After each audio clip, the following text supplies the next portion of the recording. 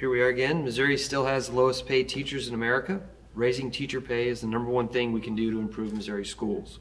But the two education bills we heard this week in committee would blow a somewhere between $900 and $1.5 billion hole in our budget, making it impossible to ever raise teacher pay. First, the voucher bill would take around $50 million away from neighborhood public schools where the vast majority of kids go. Then another bill with a $1.5 billion price tag was heard shortly behind it. So clearly, you know, I know it's probably old news to you guys because I say this stuff every week, but we would rather be investing in neighborhood public schools as Democrats. We'd rather be raising teacher pay than trying to figure out ways to siphon money off to some of these other groups that are wanting to do that. So, you know, the thing, and I had a Republican friend of mine tell me this a long time ago who's kind of on our side of the, with this issue, said, if they have a secret sauce, just tell us. Maybe we'll do it. If there's some secret formula that these people have to siphon off money from our neighborhood public schools to put into charters or to put into you know, whatever else it is, let us have the secret. We can maybe implement it into the public schools and fix it. But it doesn't seem to be about education. It seems to be more about money to me. So we'll see how it matriculates through the process, and more than likely that'll probably be one of the first bills we debate. I mean, just purely by process, but we'll have a lot of good conversation about it next week, hopefully, or maybe not, or a week after, I don't know. But with that, I'll take any questions. What do you make of legislative efforts to remove President Biden from Missouri's ballot? It's absurd. I mean, it's absurd. Look, I mean, is removing Trump from the ballot a great thing?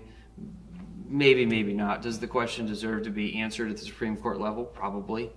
If you read the Constitution and what it says, it doesn't say it requires a conviction.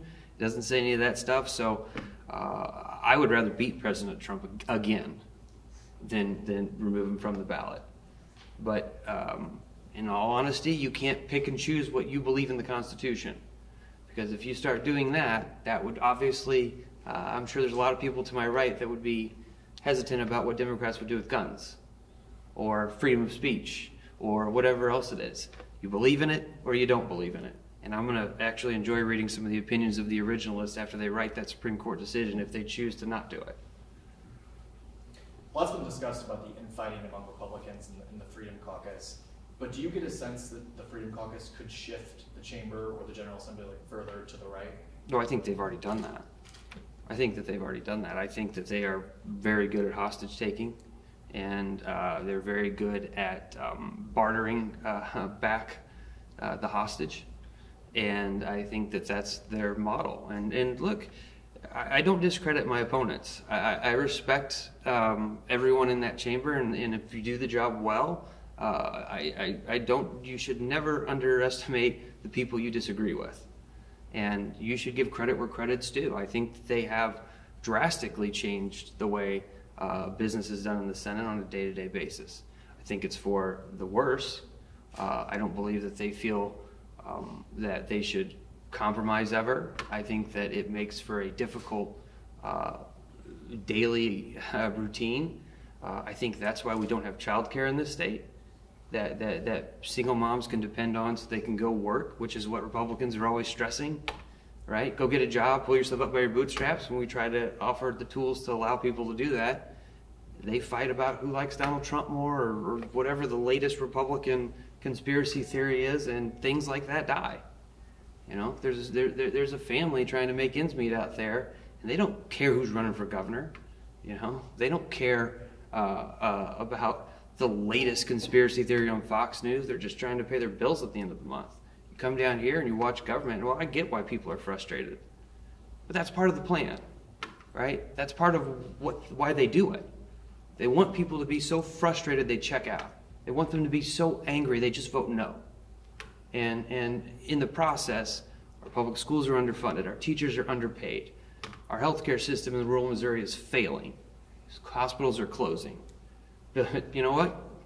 Bill Eigel gave his speech a couple times this week. What's your level of concern about the FRA? We heard it come up in the next couple of weeks. So. I honestly, you know, I've had a few meetings with some people about it. I'm not concerned about it at all. I think that it passes, and it passes with a clean FRA, similar to what it does last time, where we're going to be in a special session. The state cannot move forward. Excuse me. The state cannot move forward budgetarily without an FRA. If you think rural hospitals are in bad shape now, rural healthcare is bad now. If we don't renew that FRA, it'll be catastrophe. And let me be even more clear. Kansas City and St. Louis has the willingness to raise taxes to keep our hospitals up and going. Columbia probably is in that situation as well. Greene County is probably in that situation as well. The populated areas will raise taxes to keep their hospitals up and going. The people that will get hurt the most by not passing a clean FRA will be rural Missouri. Unequivocal. It will be my in-laws in Jasper, Missouri. It'll be the people just outside of, you know, Boone and everything else. And what do? We saw it during COVID. They flood our hospitals up in Kansas City and St. Louis when there's a crisis. And of course, we're good people. We're happy that you know, everyone's able to help. But at the end of the day, we don't want someone in rural Missouri to have to drive 2 hours to see a doctor or a dentist or a healthcare professional of any kind. You know, it doesn't make sense to me to oppose something that helps so many people. But a lot of the stuff they do doesn't make sense. So to me. Have you been very involved in the Democratic presidential preference primaries? You know, I haven't. Quite honestly, I just haven't. I know that we've had the bills and stuff throughout the past to mess with it back and forth. The Republican majority has decided to basically say that our primary shouldn't matter. So, but I would have you take that up with the party on that, just truthfully.